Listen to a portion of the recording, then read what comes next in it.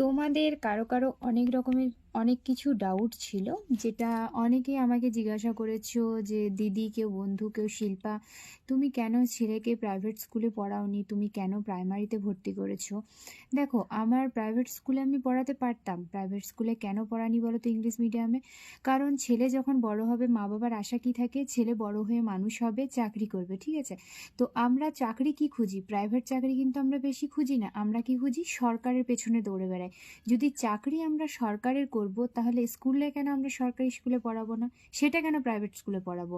সেজন্য আমিও চাই আমার ছেলে সরকারি চাকরি করুক। আমিও চাই, মানে প্রত্যেকটা মা বাবার যা আশা, আমারও তাই আশা। কারণ এটা আমি বলতাম না, কারণ এটা আজকে আমি বললাম, যেহেতু আমার ছেলের রেজাল্ট বেরিয়েছে, ওই জন্যই কথাটা আমি বললাম।